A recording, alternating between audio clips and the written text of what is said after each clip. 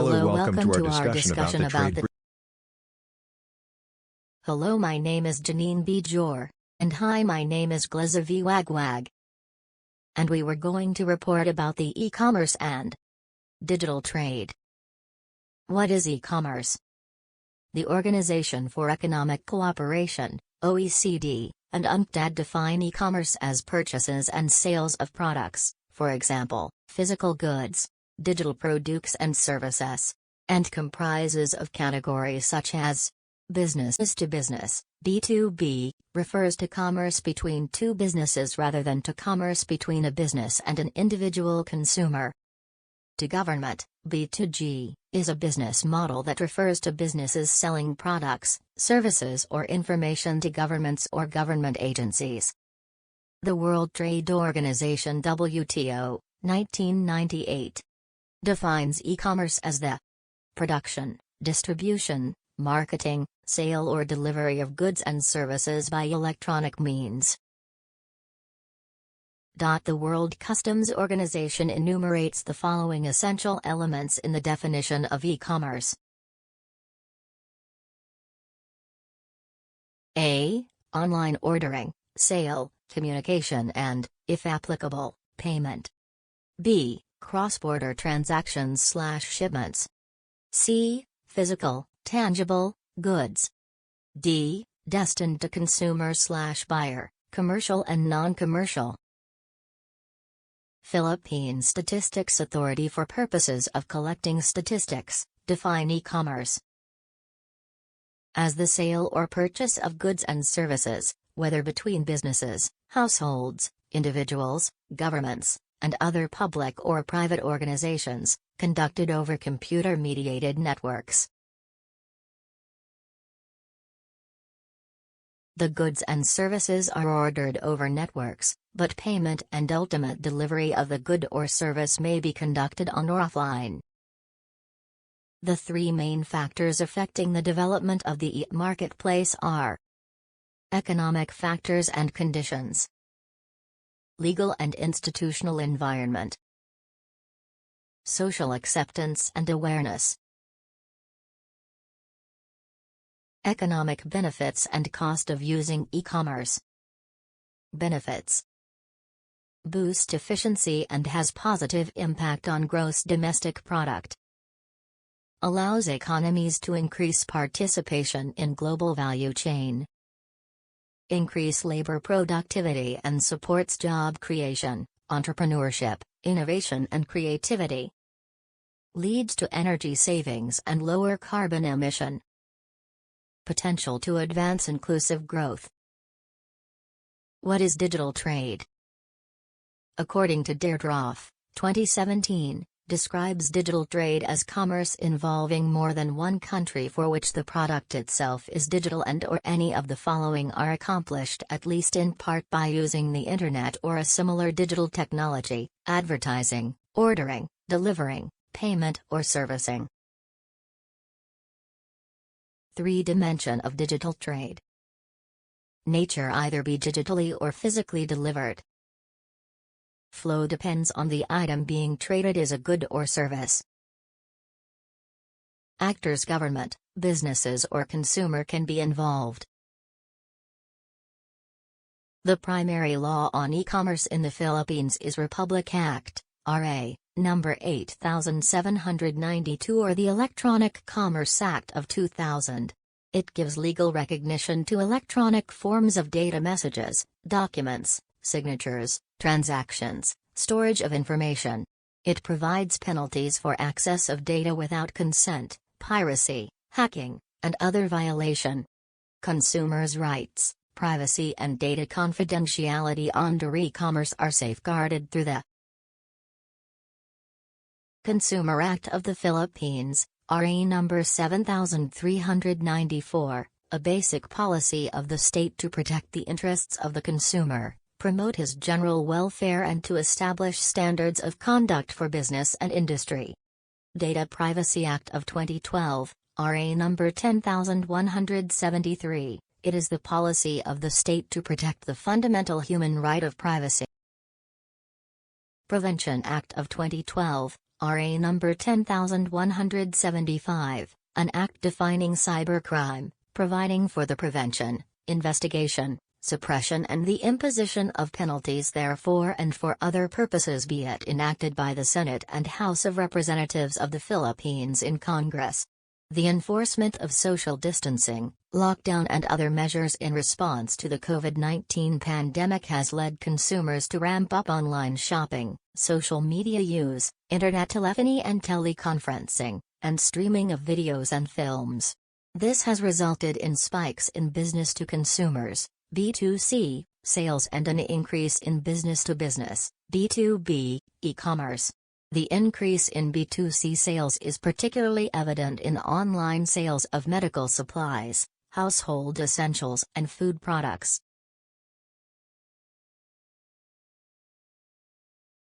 Name is Erica Umpad and I'm going to discuss about protectionism. What is protectionism? Protecting domestic industries against foreign competition by means of tariffs, trade remedy measures, import quota, export subsidy, technical barriers, import and export non-tariff measures. Protectionist policies are typically focused on imports but may also involve other aspects of international trade such as product standards and government subsidies. The merits of protectionism are the subject of fierce debate. Purpose of protectionism. Protectionist policies are usually implemented with the goal to improve economic activity within a domestic economy but can also be implemented for safety or quality concerns.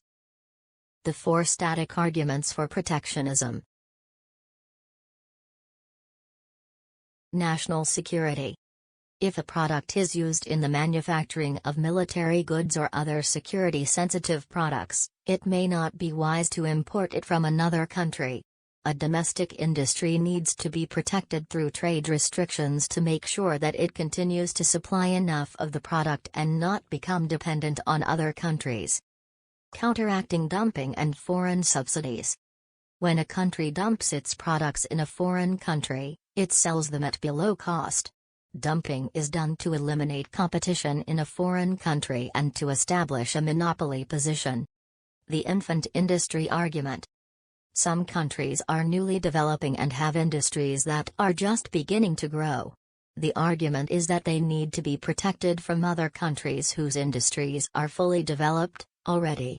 After a few years of protection, the industry is expected to be mature and ready to compete. Trade restrictions should be lifted at this point. Protecting domestic jobs. Domestic industries lose sales and jobs due to foreign competition. Examples of industries affected by foreign competition include the steel, textile, and automobile industries. The argument is that to protect these industries and to prevent layoffs, trade restrictions need to be imposed by the beginning of the 21st century. We see a transition of the world trade regime from globalization and trade integration towards nationalism and protectionism. This is because tariffs have fallen in the last 3 decades due to bilateralism, regionalism, and multilateralism. Regionalism is a political ideology that seeks to increase the political power, influence, and/or self-determination of the people of one or more subnational regions. Multilateralism refers to an alliance of multiple countries pursuing a common goal.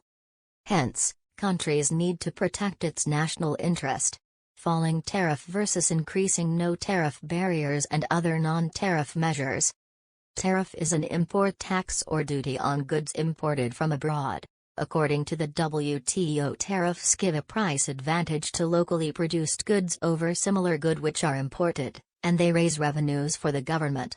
Non-tariff measures as defined by UNCTAD are policy measures other than ordinary customs tariff that can potentially have an economic effect on international trade in goods, changing quantities traded, or prices or both. While tariffs are transparent and has widely been eliminated, ITMs are not easy to identify and said to be a major obstacle to trade. Hi, my name is Clark Rosal and I'm going to report economic significance of US and China to Philippines. What is the economic relationship between China and Philippines? Trade. China is a top trading partner of the Philippines. Notes. From 2014 to 2018, China ranked first as source of imports of Philippines products with 19% share of total Philippine imports, while it ranked as the Philippine third major export market with 12% share of total Philippine exports, PSA, 2020. Investment. China is also one of the country's top investors, Trade Policy Review Secretariat, 2018. The Philippine Statistics Authority, PSA, reported that during the fourth quarter of 2019, foreign direct investment, FDI, in the Philippines were mainly sourced from China amounted $86.24 billion, accounting for 77% of the total FDI in the country. PSA, 2020. Remittances. China is the Philippines' 38th source of remittances in 2019. What is economic relationship of U.S. and Philippines? Trade. U.S. is also among the main trading partners of the Philippines. The United States is among the Philippines' top 3 trading partners, and the Philippines is the United States' 31st largest goods trading partner with $30.2 billion in total, two-way, trade during 2021. Investment. The U.S. is one of the major foreign investors of the Philippines. The United States and the Philippines collaborate closely with one another on clean energy. USAID's $34 million Energy Secure Philippines, ESP, supports a more competitive, secure, and resilient Philippine energy sector by working to improve the performance and efficiency of energy utilities, deploy renewable energy systems, enhance competition in the power sector, and bolster energy sector cybersecurity. ESP will help mobilize more than $750 million in private sector investment into the sector and develop at least 500 megawatts of additional clean energy generation capacity. Remittances. The U.S. is the Philippines' main source of the country's remittances. Impact of the U.S.-China trade war to the Philippines. As of April, the unemployment rate is down -5.1% compared to 5.5% in 2018. The country's GDP, however, continues to slide down 5.1% from 6.3% in 2018. For the remainder of the year, Arbitroy is optimistic that inflation rate will improve to 2.3 to 2.7%, same with GDP growth at 5.6%.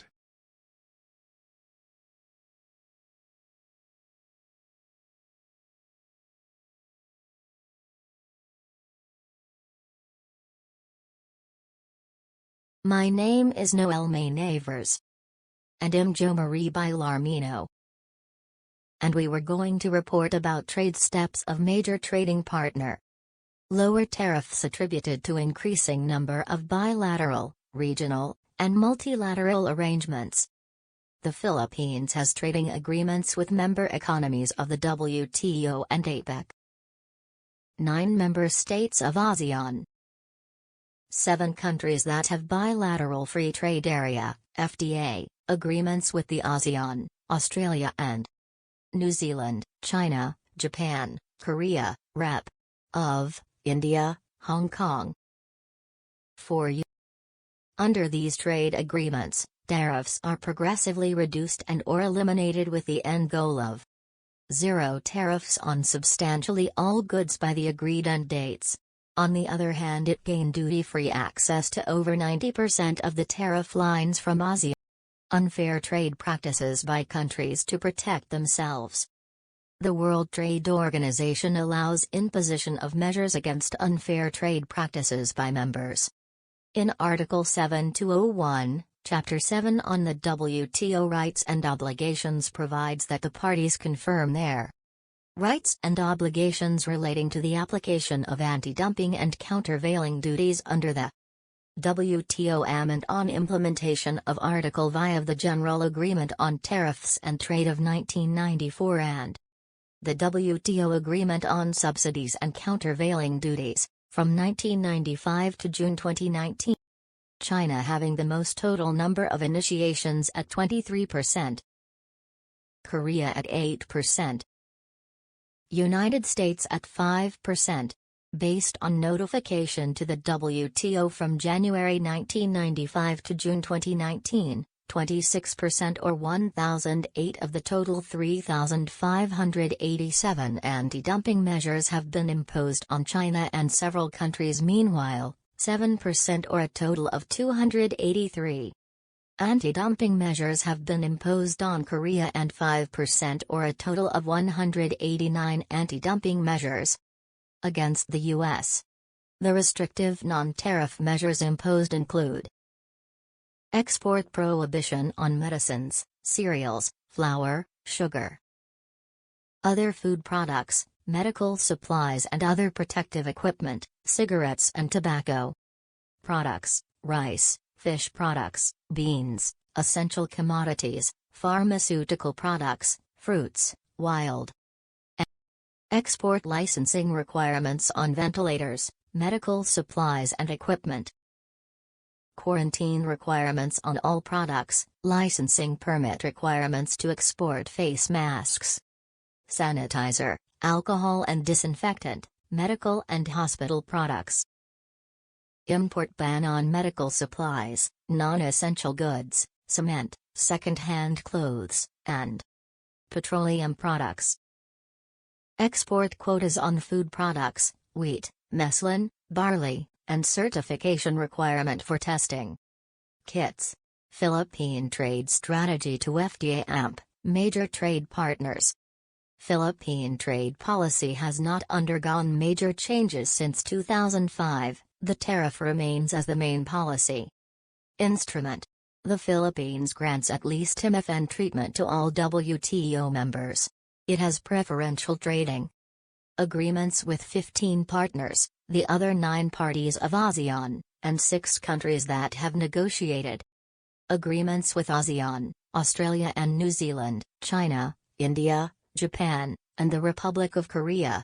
An agreement between the Philippines and EFTA members has been signed and ratified.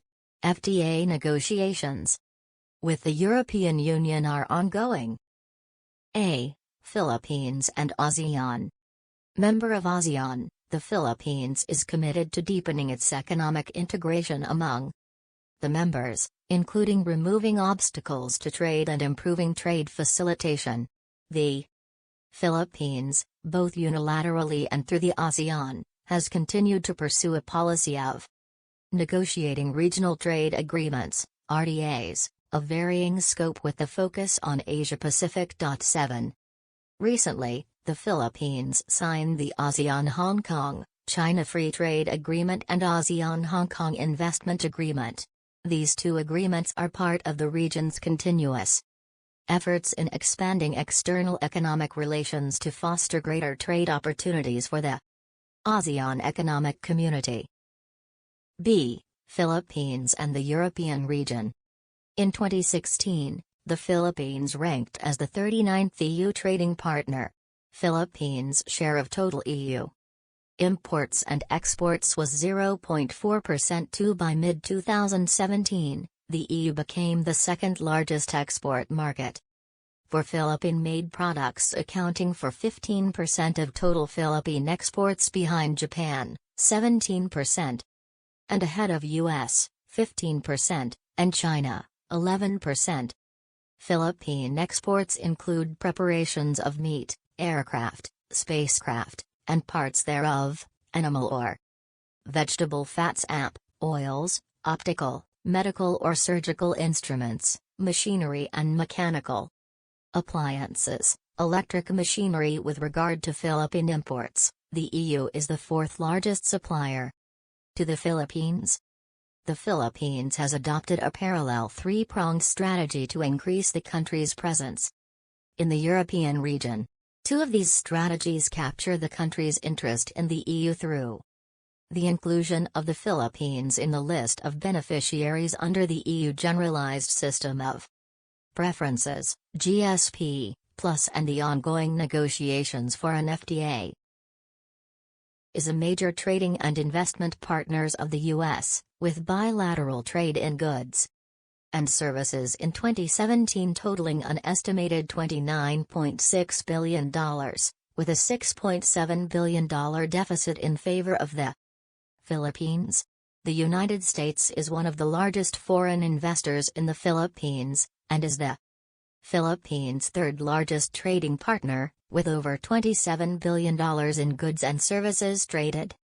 Note: Philippine exports to the U.S., semiconductor devices and computer peripherals, automobile parts, electric machinery, textiles and garments, wheat and animal feeds, coconut oil, and information technology/business process outsourcing services. Philippines imports from the U.S. are agriculture goods, machinery, cereals, raw and semi-processed materials for the manufacture of semiconductors, electronics, and transport equipment. At present, the Philippines enjoys U.S. GSP schemes. Philippine major trade partners continue to uphold their commitment under the WTO.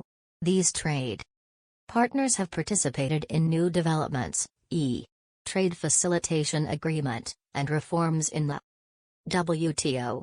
They also joined the increasing number of RTAs and FTAs. With the COVID-19 situation, most of Philippine trade partners implemented trade measures. Impact on Philippines or PH response. Except for Japan, the Philippines has trade deficits in most of its FTA partner countries. Hence, the Philippines should continue to pursue trade cooperation strategies through the lowering of tariffs and improving trade facilitation measures that promote seamless value chains. Emphasis must be given to the support and further development of MSMEs. This is Lester Mabadid and I'm going to report about trade with the post-Brexit United Kingdom's post-Brexit, Europe, after the departure of the UK from the European Union. Post-Brexit is sometimes used to refer to the period after the UK's decision to leave the EU was made. 4. Impact of Brexit on Philippines. A. UK Global Tariff, UKGT, scheme. The UK Global Tariff, UKGT, shall serve as the UK's most favoured nation, MFN, tariff schedule of the United Kingdom beginning on January 1, 2021.